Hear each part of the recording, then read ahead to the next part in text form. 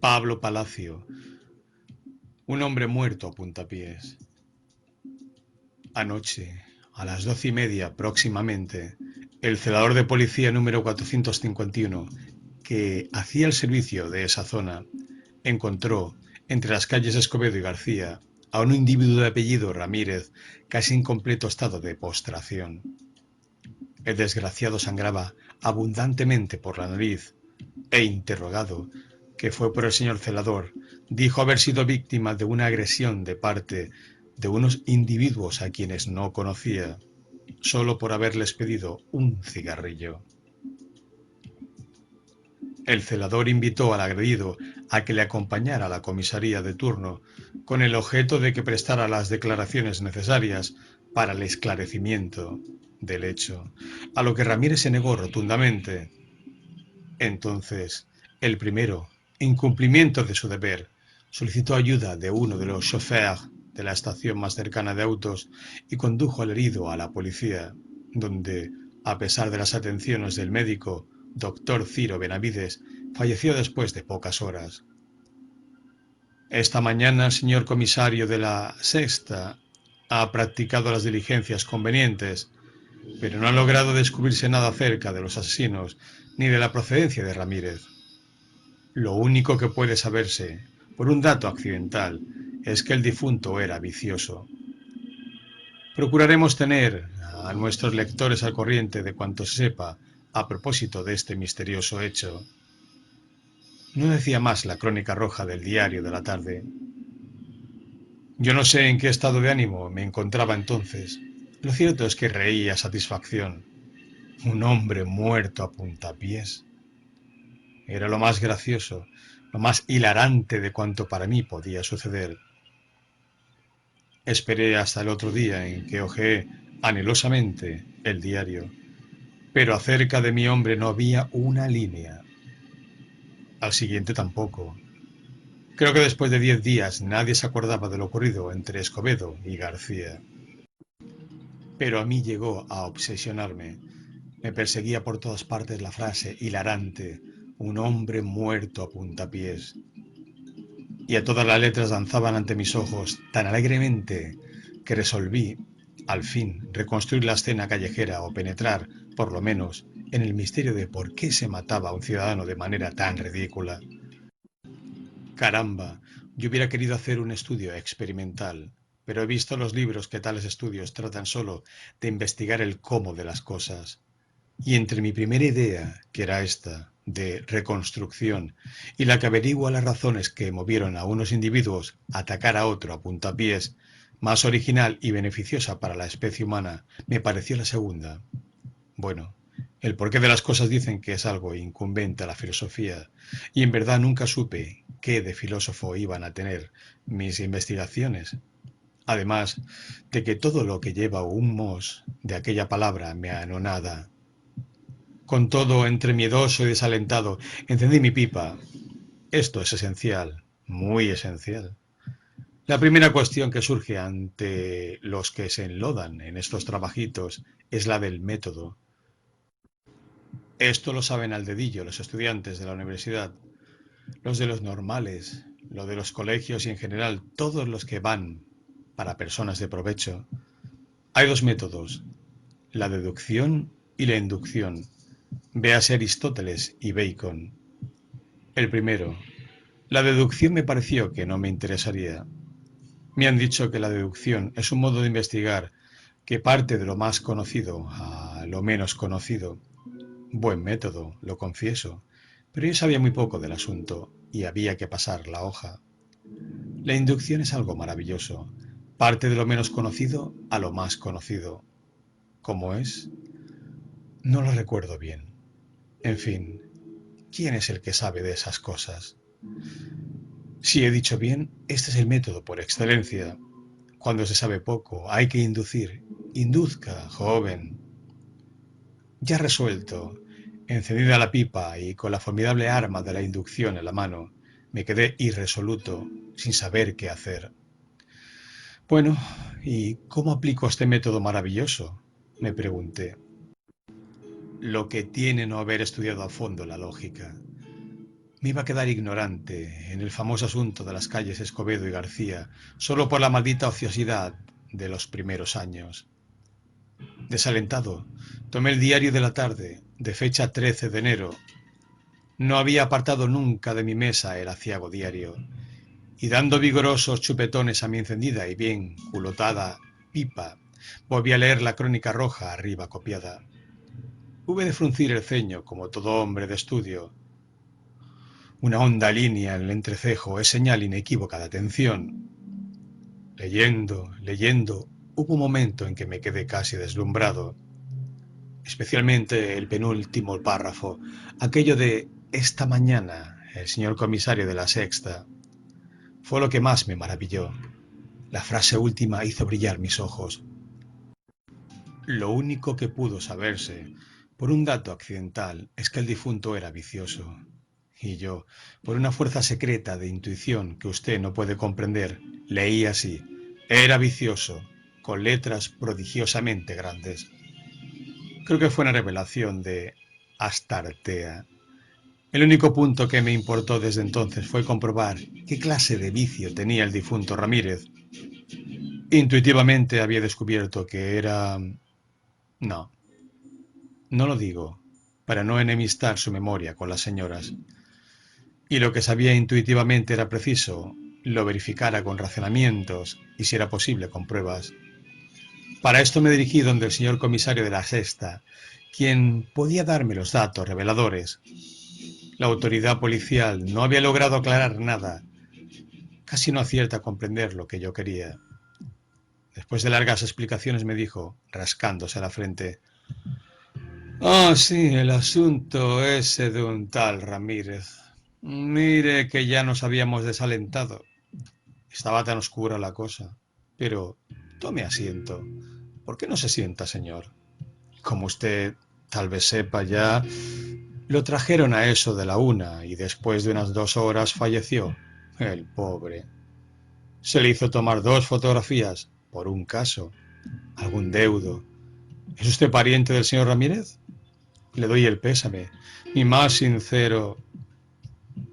No, señor, dije yo indignado. Ni siquiera le he conocido. Soy un hombre que se interesa por la justicia y nada más. Y me sonreí por lo bajo. Qué frase tan intencionada. Soy un hombre que se interesa por la justicia. ¿Cómo se atormentaría el señor comisario? Para no cohibirle más, apresuréme. Ha dicho usted que tenía 2 fotografías. Si pudiera verlas. El digno funcionario tiró de un cajón de su escritorio y revolvió algunos papeles.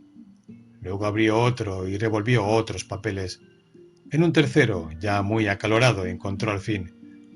Y se portó muy culto. Usted se interesa por el asunto. Llévelas nomás, caballero. Eso sí, con cargo de devolución, me dijo moviendo de arriba a abajo la cabeza al pronunciar las últimas palabras y enseñándome gozosamente sus dientes amarillos. Agradecí infinitamente, guardándome las fotografías. Y dígame usted, señor comisario, ¿no podía recordar alguna seña particular del difunto? ¿Algún dato que pudiera revelar algo? Una seña particular, un dato... No, no. Pues era un hombre completamente vulgar, así más o menos de mi estatura. El comisario era un poco alto, grueso y de carnes flojas, pero una seña particular, no, al menos que yo recuerde. Como el señor comisario no sabía decirme más, salí, agradeciéndole de nuevo. Me dirigí presuroso a mi casa, me encerré en el estudio, encendí mi pipa y saqué las fotografías que con aquel dato del periódico eran preciosos documentos. Estaba seguro de no poder conseguir otros y mi resolución fue trabajar con lo que la fortuna había puesto a mi alcance. Lo primero es estudiar al hombre, me dije, y puse manos a la obra. Miré y remiré las fotografías una por una, haciendo de ellas un estudio completo. Las acercaba a mis ojos, las separaba, alargando la mano, procuraba descubrir sus misterios, hasta que al fin, tanto tenerlas ante mí, llegué a aprenderme de memoria el más escondido rasgo.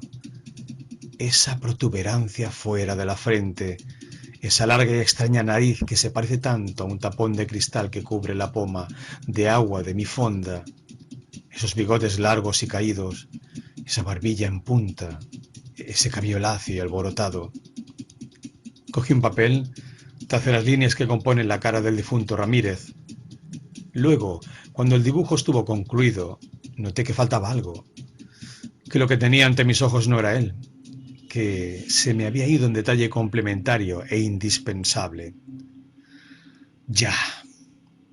Tomé de nuevo la pluma y completé el busto. Magnífico busto, que de ser de yeso figuraría, si desentono, en alguna academia. Busto cuyo pecho tiene algo de mujer. Después me ensañé contra él. Le puse una aureola que se pega al cráneo con un clavito, así como las iglesias se las pegan a las efigies de los santos. Magnífica figura hacia el difunto Ramírez. Mas, ¿a qué viene esto? Yo trataba de saber por qué lo mataron. Sí, por qué lo mataron. Entonces confeccioné las siguientes lógicas conclusiones. El difunto Ramírez se llamaba Octavio Ramírez. Un individuo con la nariz del difunto no puede llamarse de otra manera. Octavio Ramírez tenía 42 años. Octavio Ramírez andaba escaso de dinero. Octavio Ramírez iba mal vestido y, por último, nuestro difunto era extranjero. Con estos preciosos datos quedaba reconstruida totalmente su personalidad. Solo faltaba, pues, aquello del motivo que para mí iba teniendo cada vez más caracteres de evidencia. La intuición me lo revelaba todo. Lo único que tenía que hacer era, por un puntillo de honradez, descartar todas las demás posibilidades. Lo primero, lo declarado por él, la cuestión del cigarrillo, no se debía siquiera meditar. Es absolutamente absurdo que se victime de manera tan infame a un individuo por una futileza tal. Había mentido, había disfrazado la verdad, más aún, asesinado la verdad, y lo había dicho porque lo otro no quería, no podía decirlo. ¿Estaría beodo el difunto Ramírez? No, esto no puede ser, porque lo habrían advertido enseguida en la policía, y el dato del periódico habría sido terminante, como para no tener dudas, o si no constó por descuido del repórter, el señor comisario me lo habría revelado, sin vacilación alguna. ¿Qué otro vicio podía tener el infeliz victimado? Porque de ser vicioso, lo fue. Esto nadie podría negármelo. Lo prueba su empecinamiento en no querer declarar las razones de la agresión. Cualquier otra causal podía ser expuesta sin sonrojo. Por ejemplo, ¿qué de vergonzoso tendrían estas confesiones? Un individuo engañó a mi hija. Lo encontré esta noche en la calle. Me cegué de ira. Le traté de canalla. Me le lancé al cuello y él, ayudado por sus amigos, me ha puesto en este estado. Oh, mi mujer me traicionó con un hombre a quien traté de matar, pero él, más fuerte que yo, la emprendía a furiosos puntapiés contra mí. Oh, tuve unos líos con una comadre y su marido, por vengarse, me atacó cobardemente con sus amigos. Si algo de esto hubiera dicho, a nadie extrañaría el suceso. También era muy difícil declarar. Tuvimos una reyerta. Pero estoy perdiendo el tiempo, que estas hipótesis las tengo por insostenibles en los dos primeros casos. Hubieran dicho algo ya los deudos del desgraciado. En el tercero su confesión habría sido inevitable, porque aquello resultaba demasiado honroso. En el cuarto también lo habríamos sabido ya, pues, animado por la venganza, habría delatado hasta los nombres de los agresores. Nada, que a lo que a mí se me había metido por la honda línea del entrecejo era lo evidente. Ya no caben más razonamientos. En consecuencia, reuniendo todas las conclusiones hechas, he reconstruido, en resumen, la aventura trágica ocurrida entre Escobedo y García en estos términos. Octavio Ramírez, un individuo de nacionalidad desconocida, de 42 años de edad y apariencia mediocre, habitaba en un modesto hotel de Arrabal hasta el día 12 de enero de este año. Parece que el tal Ramírez vivía de sus rentas, muy escasas por cierto, no permitiéndose gastos excesivos ni aun extraordinarios, especialmente con mujeres.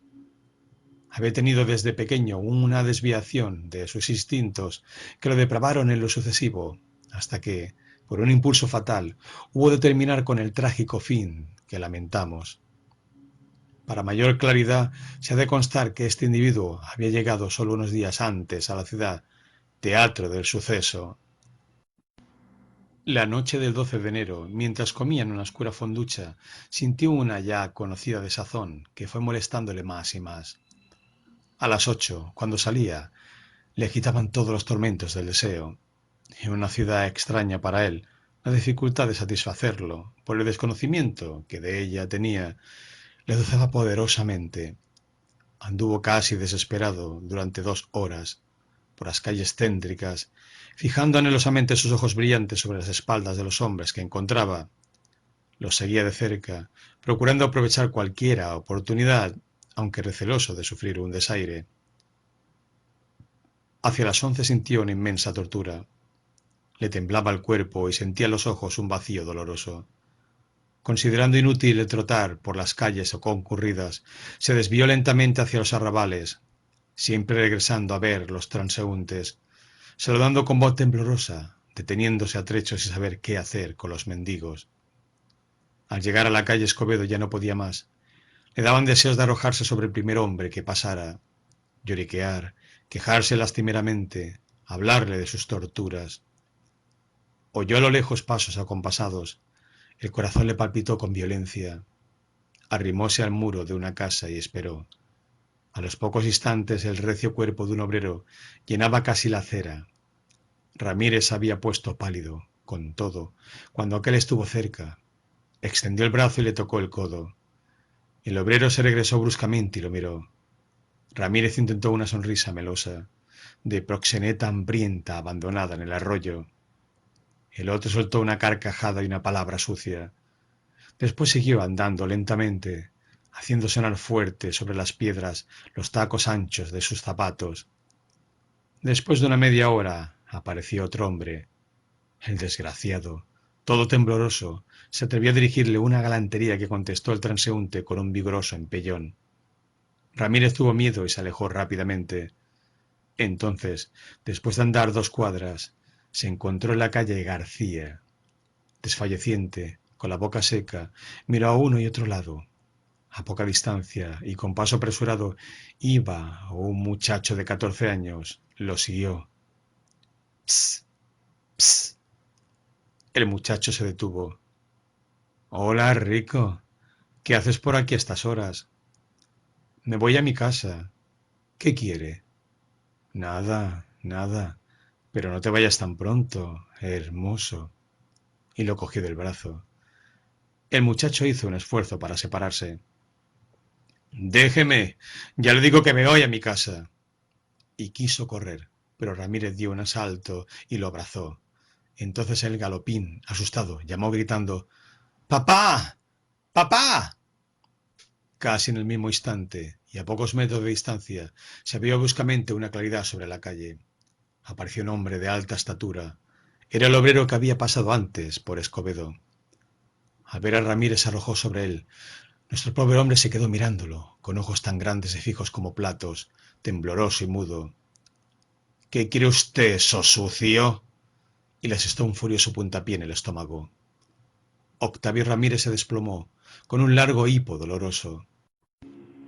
Epaminondas, así debió llamarse el obrero. Al ver en tierra aquel pícaro, consideró que era muy poco castigo un puntapié, y le propinó 2 más, espléndidos y maravillosos en el género, sobre la larga nariz que le provocaba como una salchicha. Como debieron sonar esos maravillosos puntapiés, como el aplastarse de una naranja arrojada vigorosamente sobre un muro, como el caer de un paraguas cuyas varillas chocan, estremeciéndose, como el romperse de una nuez entre los dedos, o mejor, como el encuentro de otra recia suela de zapato contra otra nariz. Así, ¡chaj! Con un gran espacio sabroso, ¡chaj! Y después, cómo se encarnizaría Epaminondas, agitado por el instinto de perversidad que hace que los asesinos acribillen sus víctimas a puñaladas. Ese instinto que presiona algunos dedos inocentes cada vez más, por puro juego, sobre los cuellos de los amigos hasta que queden amoratados y con los ojos encendidos. ¿Cómo batiría la suela del zapato de Epaminondas sobre la nariz de Octavio Ramírez? ¡Cha! ¡Cha! ¡Cha! Vertiginosamente, en tanto que 1000 lucecitas, como agujas, cosían las tinieblas.